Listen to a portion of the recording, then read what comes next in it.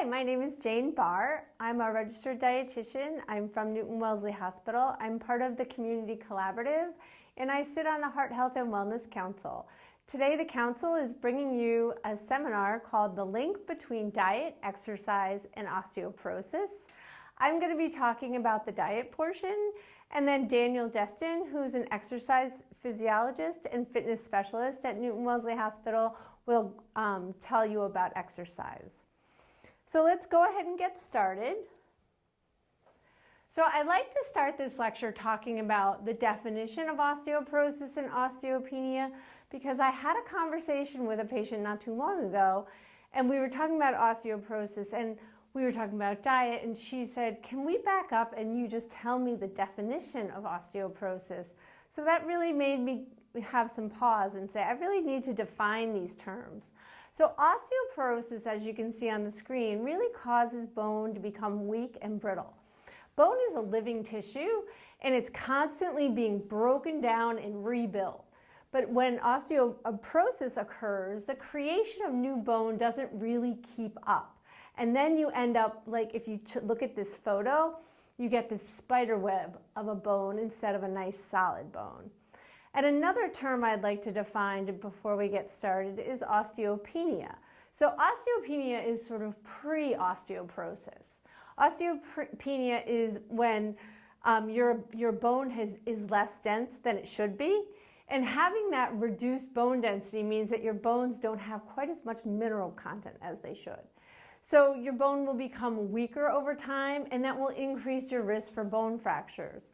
And if you have osteopenia and you have low bone density, then you will, if you don't treat your osteopenia, osteoporosis would be the next step in the process.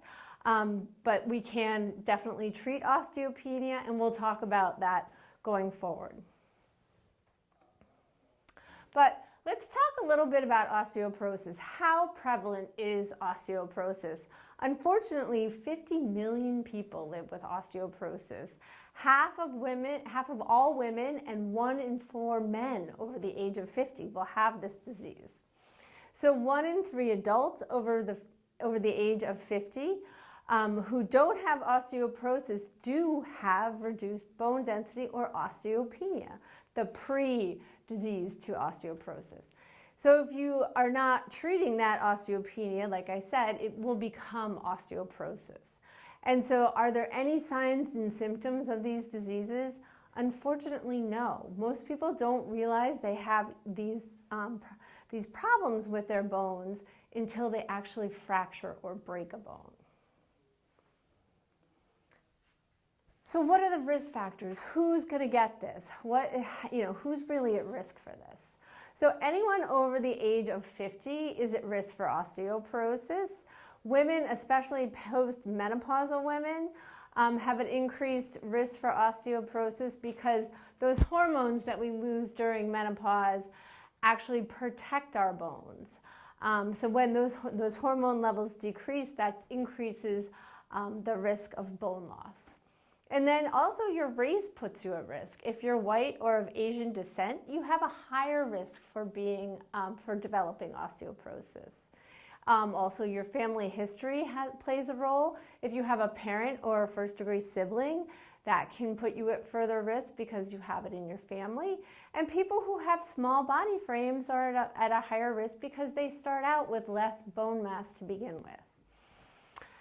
Also, if you have used tobacco products in your lifetime, that will also increase your risk for osteoporosis because we know that tobacco can actually, if you were a smoker during adolescence, that can decrease the amount of bone your body put down in those really important years. And as you age, if you're smoking, that tobacco can actually increase bone loss. And then certain health conditions, medications, of course a diet that's low in calcium is definitely a risk factor.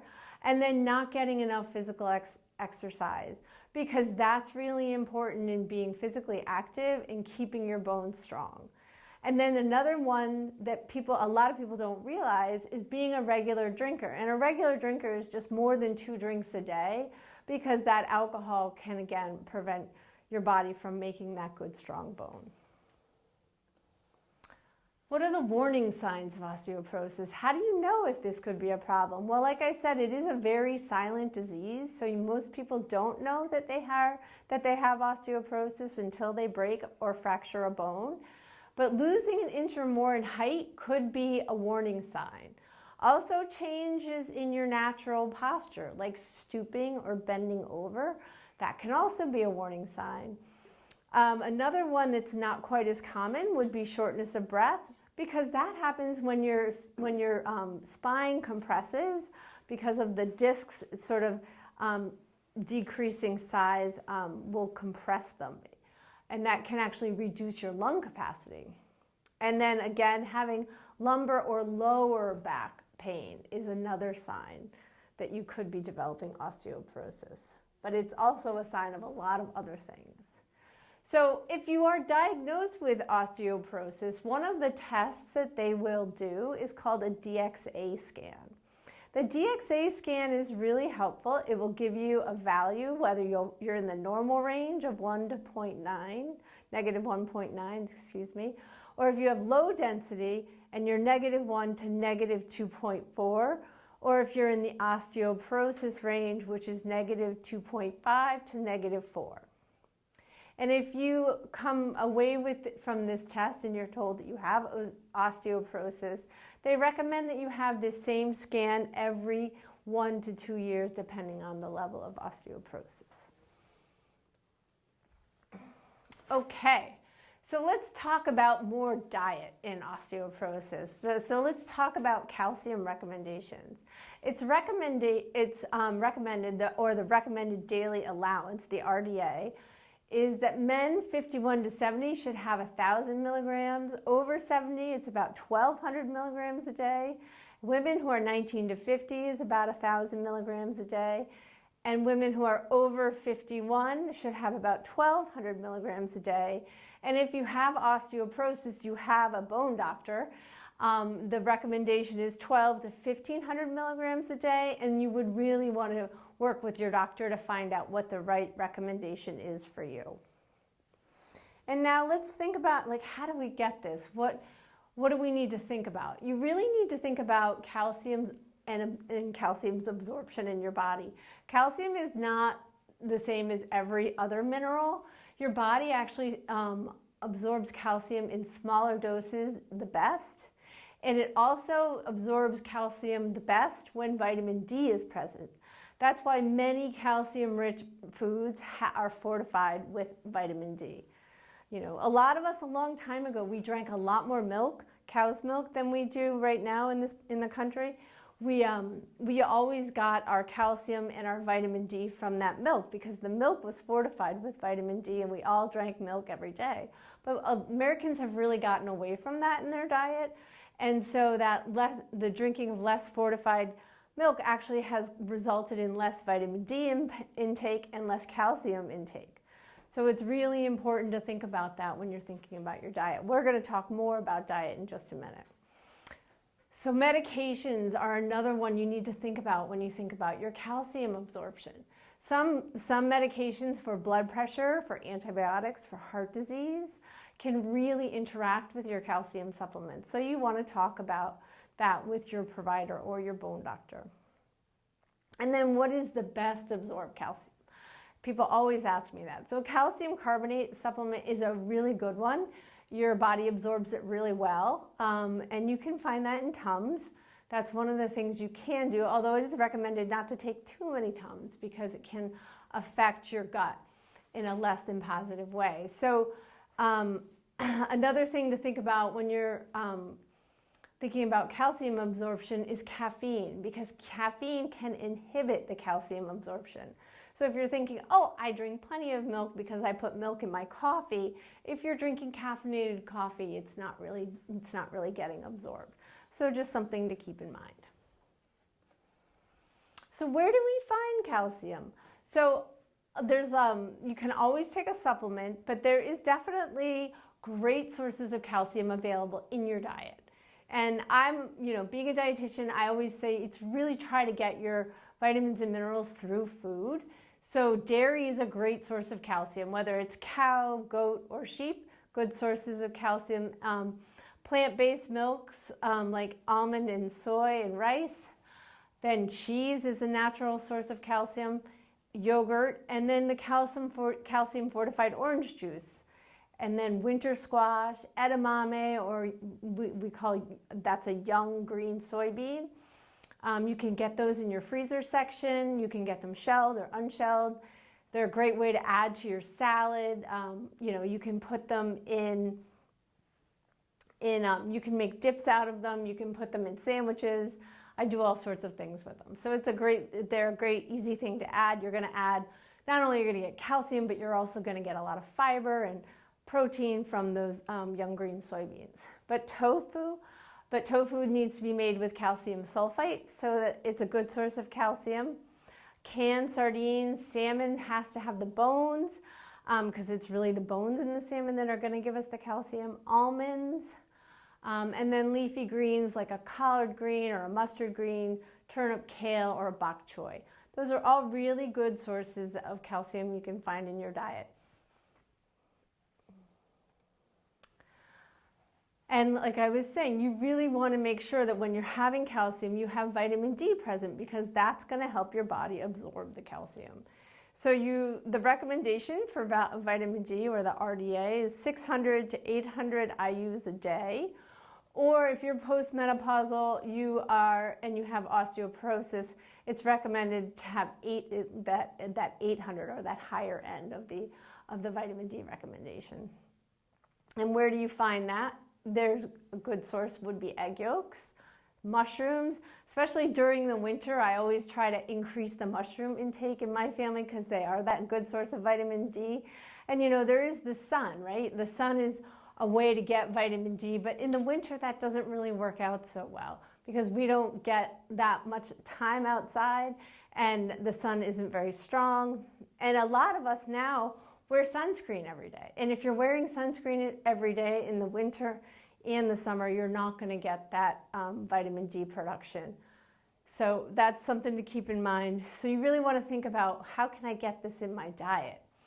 So trout, salmon, tuna, cod liver oil, cheese. I know cod liver oil, not the most popular, but fortified cereals is a good place. Again, the fortified milks and juices are another good way. As well as making sure if you're taking a multivitamin, to make sure that multivitamin also has the vitamin D that you're looking for. So other important considerations. So as we age, our bodies need more protein.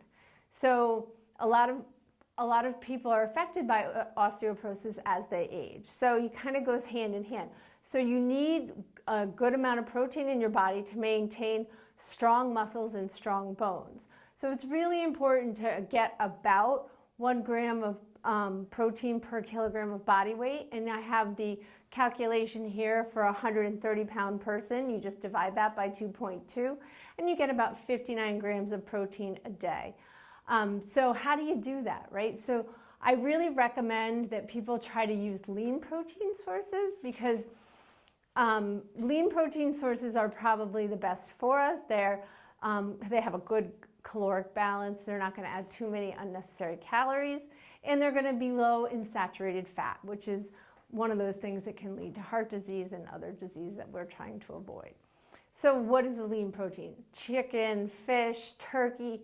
Nuts are a great one. Again, nuts, the almonds were on that list a couple of pages back. So nuts is a great way to get your minerals and your protein at the same time.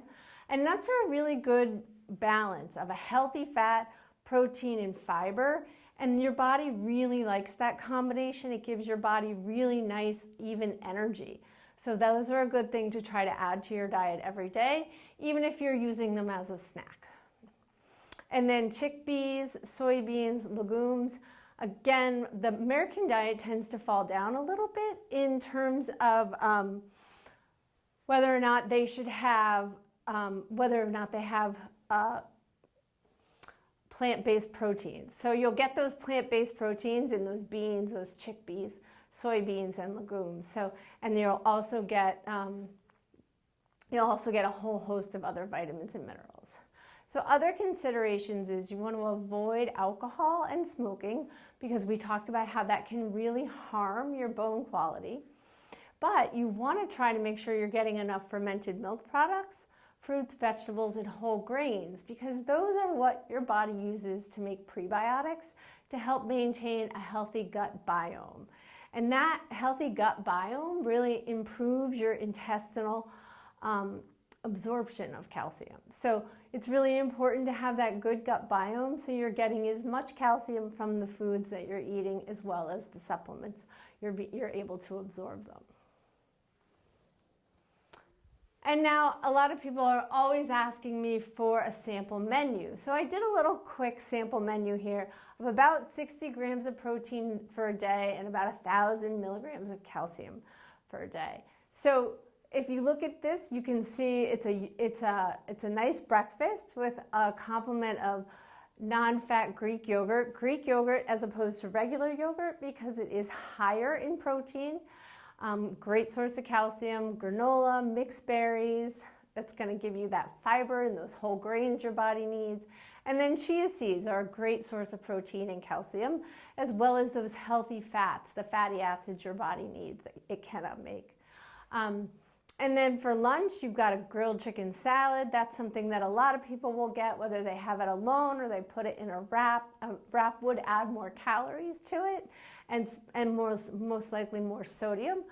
But a chicken salad is a great way to start. You have 3 ounces of chicken. It's going to give you a good source of that lean protein. And then the mixed greens, the avocado, the cheese is going to be a good source of calcium.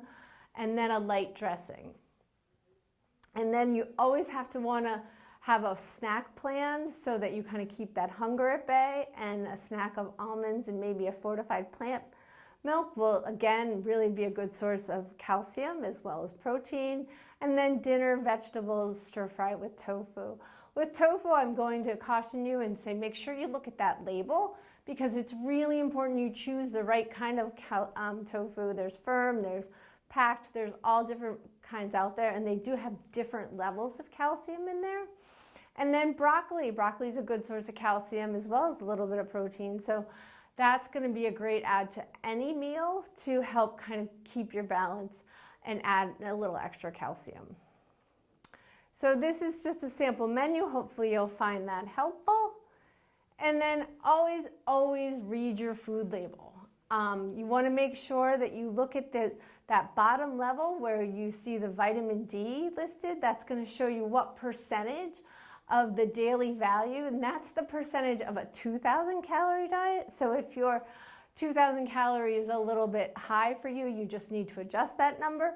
But 2,000 calories is the average American diet. So you want to, that's why they use that for the daily value on that side. So, but it does conveniently list the amount of vitamin D as well as calcium for you on the label. So make sure you check that out. So now I'm going to turn it over to Daniel, and he is going to talk about exercise. Hi, my name is Daniel Destin, and I'm here to talk about resistance and aerobic training. We'll start with resistance training first and the benefits, how it strengthens bones. Weight-bearing exercises create mechanical stresses on the bone, which stimulate cells called osteoblasts, which build the bone tissue. The key benefits: increase bone mineral density, build muscle strength and mass, improves balance and coordination, and reduces your chances of falls by 30 to 40%. Aerobic exercise benefits, let's talk about those next. Supporting bone health. Weight-bearing aerobic activities like walking and dancing or stair climbing can help maintain bone density while you're boosting your cardiovascular health. The key benefits here are they preserve bone mass in the hips and the spine. They enhance cardiovascular fitness, improve endurance and energy levels, and they support a healthy weight. Get started safely. How do you get started safely? Some recommendations for that: start slowly and progress gradually. Aim for about 30 minutes, 5 days a week. So you can mix both the resistance and aerobics together, so you're walking and your weightlifting or whatever mode of resistance you choose.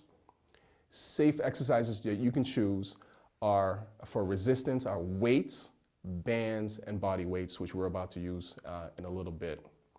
Also, aerobic activities that you can also use each day are walking, swimming, and dancing, or just find your favorite mode of exercise that you enjoy doing.